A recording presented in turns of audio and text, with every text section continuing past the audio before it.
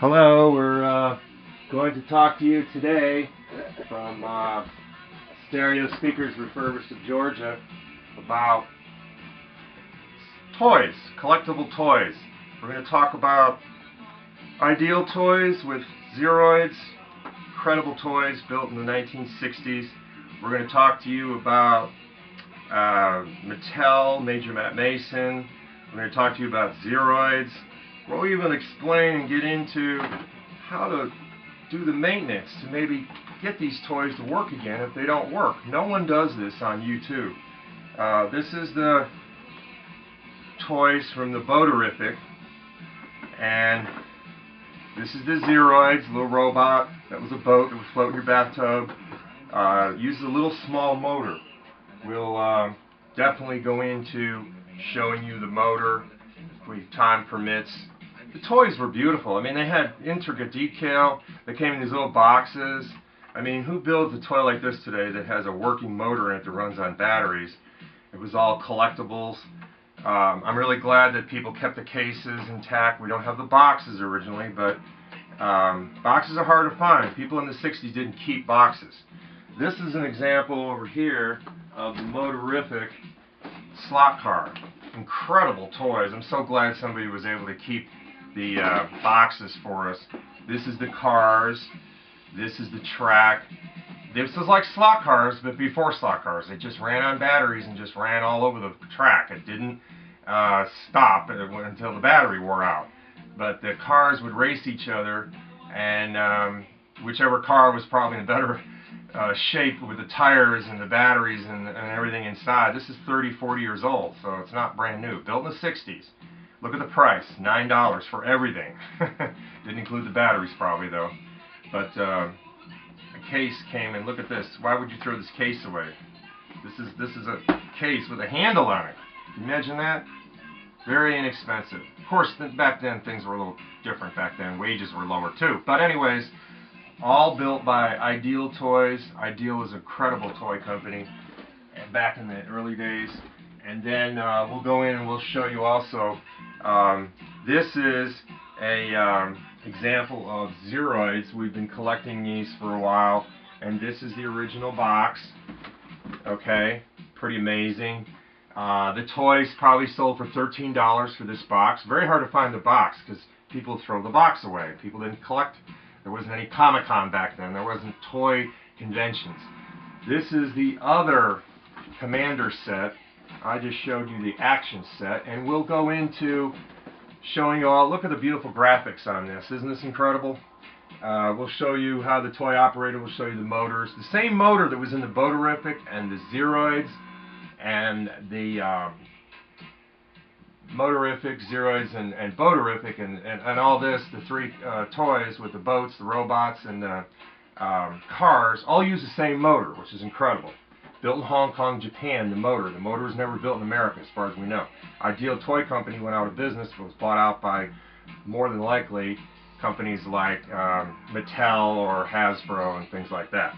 So, anyways, we're going to show you some of the things that were in the set. This is an example of the solar cycle wheel that came with it, and we have a couple of those. This is an example of the launch missile set that came with it. Difficult to find, but we've got two of them, believe it or not. We're going to replicate some of these and sell them on eBay. Our site is Stereo Speakers Refurbished of Georgia, and right now we'll be redoing it and putting 300 items for sale with toys, stereos, cameras, and collectible toys. Mostly film cameras in the older era, but you know, also stereos from the 1970s. Pioneer, Kenwood, silver-face stereos. That's what we're really getting into. So, anyways, when Ideal Toy Company came along, they started out with things like toys for girls, toys for boys, but they built robots like you see here, and this robot, you would take the head off, and it had an AA batteries that went inside it. There's a motor that goes in here, and we'll show you the motor right now. Here's another example. I will show you the actual. This is a very hard to find item. This is the Zeroids. It was called the Explorer module. and we'll show you the box. This is basically an example of the box that it came in. Very cool toy. I look at the graphics and the artwork on here. This isn't a photograph, you see, people. This is probably a drawing, and then it was like in a comic book. It was painted, or acrylics, or watercolor, something like that. You know, nobody did this except Hasbro, Mattel, Remco, companies like the people from Ideal Toys, Transagram making Green Ghost. We're talking about, we enjoy things like Mattel had Major Matt Mason, Barbies. Then they made Creepy Crawlers. They made Strange Change Machine. They made Fighting Men. I mean, all these toys are incredible. They made toys called, there was a toy called Agent Zero. We'll even show an example of that in a little bit. But anyways, we're going to get into the Major Matt Mason at the moment once we put this away, because we want to show you all this incredible toys we've been working on that we sell on eBay on the stereo speakers refurbished to Georgia. We start out with stereos, cameras, because that was what we're knowledgeable of. But when we went to the Joe Atlanta in Atlanta, which is coming up March 9th and 10th in Atlanta, 2019, you've got to go. I mean, if you can get to Joe Atlanta, there's also a Joe Atlanta event in the end of the year in like November, December, I believe, that's up in Greenville, South Carolina. Comic-Con has toys they sell also, but we like the older toys. That's what we're interested in. So let's show you an example of Major Matt Mason. This is, I don't know if you can see it, it's behind plastic wrap, but this is a Major Matt Mason toy. And then this is the crawler. The crawler and the astronaut was all about the space race in the 1960s. So when Major Matt Mason came out, all these costumes and so forth you see, the astronauts, was patterned after Apollo 1, the Gemini, the space program. It was in Cape Kennedy, Florida. It was commissioned by Kennedy to get to the moon. So boys were crazy about, while the Barbie dolls were selling incredibly, Mattel started all this, and Hasbro was selling this little guy, G.I. Joe, modeled after real American soldiers with guns and tanks and jeeps. Nobody had ever created anything like this before. G.I. Joe was actually a marionette wooden doll that had that's how the idea came about, of something you use that posed for art students. It's a wooden with no face. It's just all made out of wood, but it had the joints. And when they saw that, they said, let's create a doll for boys. We never called it dolls. We called it action figures. Because little boys don't play with dolls. And then later, in the 70s and 80s, came along with Star Wars like this. You find Star Wars collectibles from the 1977-78 movie, the first movie, A New Hope. These toys are worth $5,000, $10,000, $20,000 because nobody kept the cardboard. We didn't keep the cardboard in those days. We threw it away and the children would play with the toys. So anyways, we're going to go into, here's an example of Walmart reissuing the G.I. Joe. This is the packaging. This was the packaging in 1964. This is a replica of it. So, you know, thank you, Walmart, for coming back with that G.I. Joe 12-inch figure, because G.I. Joe for the last few years has always been about the 3-inch figure. Why? Why do you want a 3-inch figure? Because then you can build the spaceships and you can build the Jeeps really easily. You can't imagine how much it would cost to build a spaceship or a Jeep, G.I. Joe or Star Wars, with a 12-inch figure. You can't build a spaceship. It's too large. It would be too expensive. People would be paying $200 like they did back in the 70s, early 80s. They had a Hasbro large aircraft carrier. It's $100. Back in the 60s or 70s, that's a lot of money for a parent to pay for a toy. Aircraft carrier for G.I. Joe, but you know, I think it was called the SS Flag, and we're going to try to get a copy of that. But anyways, going into the G.I. Joes again, G.I. Joe and Mattel, Barbie were probably the #1 toys for a long time, but other companies have come along, like the Zeroids, like the Boaterific, the Motorific. We have 3 actual sets over here: Torture Track, and we have the Mini Motorific. Uses a different battery. It's a smaller motor, so you can't interchange those. Anyways, we also wanted to show you something really cool. We wanted to show you, this is vintage Hot Wheels, and we'll be getting into later in another video how we actually This is not working, and what we did is we took the top off. Very difficult to do because it wasn't made to be disassembled. It doesn't have screws in it. You have to pop it off. And then we're going to show you how we repair these. Interesting. Rather than throw them away. This is something you shouldn't throw away, people. I mean, when these toys were made, they were made to last a period of probably 5 or 10 years, maybe at the most. These toys are 50 years old. Looks like Howard Johnson's almost, with an orange top on it. Howard Johnson's hotels were like this back in the old days. But we've gotten metal parts fabricated. We've replaced the parts with brass or steel that we used because these batteries in these toys, they're awesome when they were made. Mattel, when they did Hot Wheels, they were competing against a company, I believe in England. At the time when Mattel started Hot Wheels, it was there were toys called Corgi, and there was Matchbox. Matchbox is all from England, I believe. And when Mattel came along, they also built a really cool toy called Agent Zero. This is hard to get. This is the camera or video camera from Agent Zero, an example of classic Mattel toys. This is what the Supercharger looks like from Mattel. This is a double. This is a 2-layer Hot Wheel.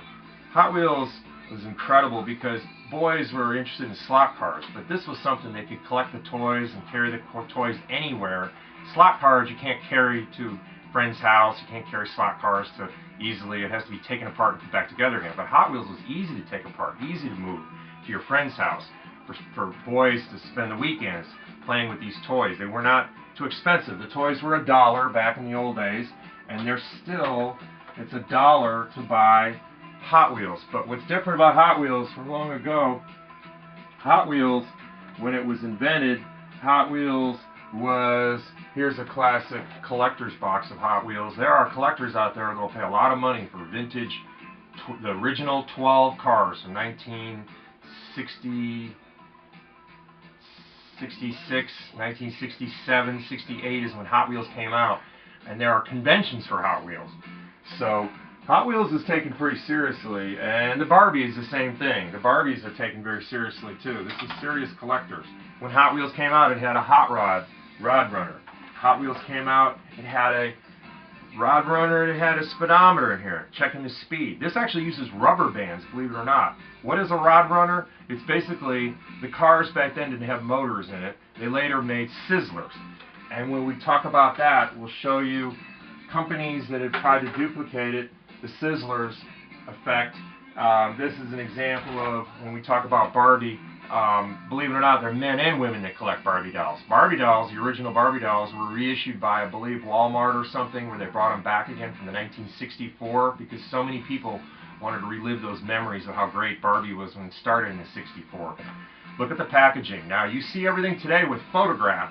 You notice the Mattel, the Hasbro of the old days, the packaging was a lot more, very vivid with colors and drawings and artwork. I mean, you know, I wish my parents had kept all these incredible boxes with all this incredible artwork because they won't make this today.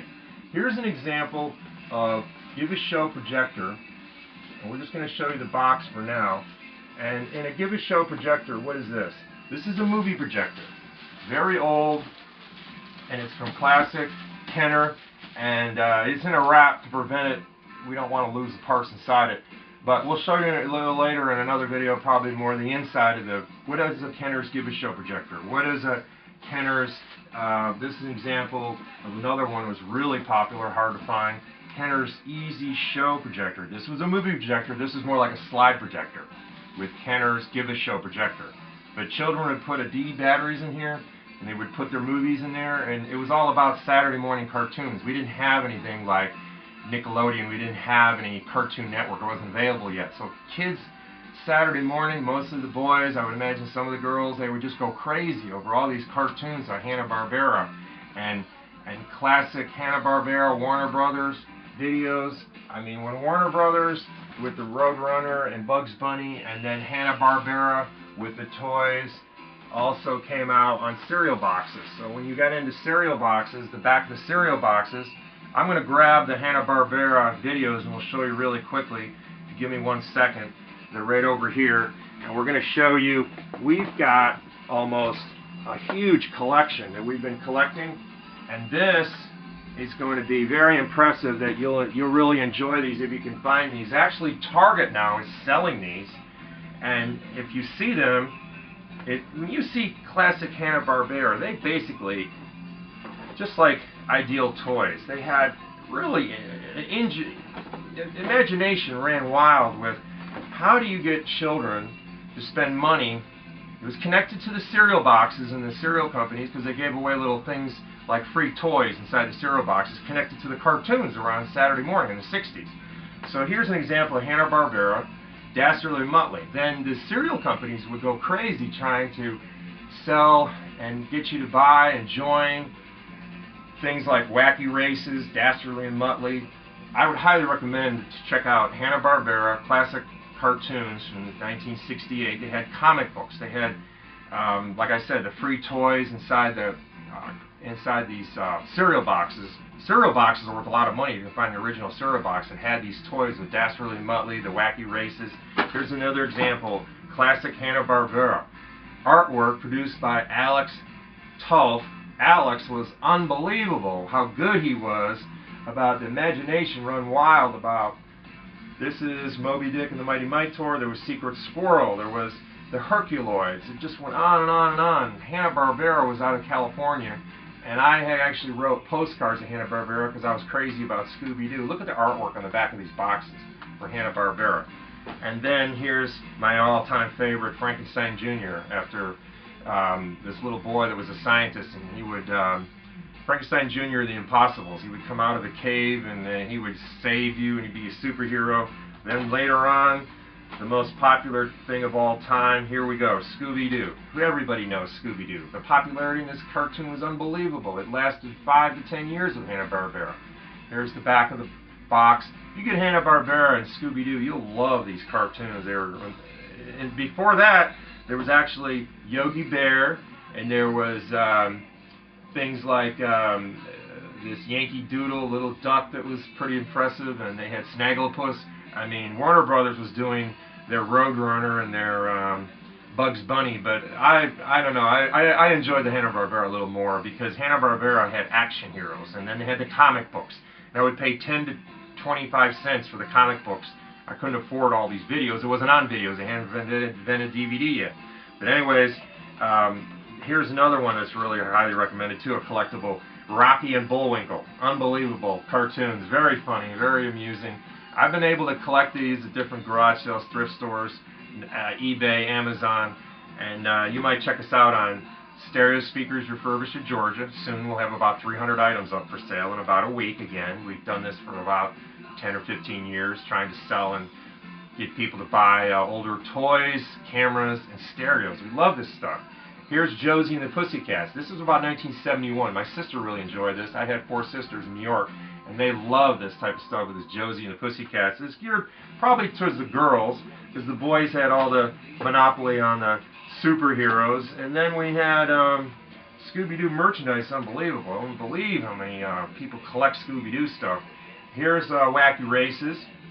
You notice Wacky Races is Dastardly and Muttley. They were so popular they made their own series called Wacky Races. And then we had all-time favorites. Right about the same time in the 60s, we came out with a #1 show that actually premiered on nighttime television, believe it or not. It was modeled after The Honeymooners, and Jackie Gleason got upset about it because he said that this portrays me from The Honeymooners, and it's the Flintstones. Look at all this Flintstone stuff we have. We have the original series, Season 1, Season 2, Season 3. Why do you like the Flintstones so much? Flintstones had comic books. They had toys. It was enormously popular. The Flintstones was basically going back to the Stone Age, and it was so popular with the kids. They even later, it never stopped. They had Pebbles and Bam Bam later with the Hanna-Barbera. Then we get into our all-time favorites. What came out about that time period? 2 unbelievable cartoons and animation on Saturday morning cartoons.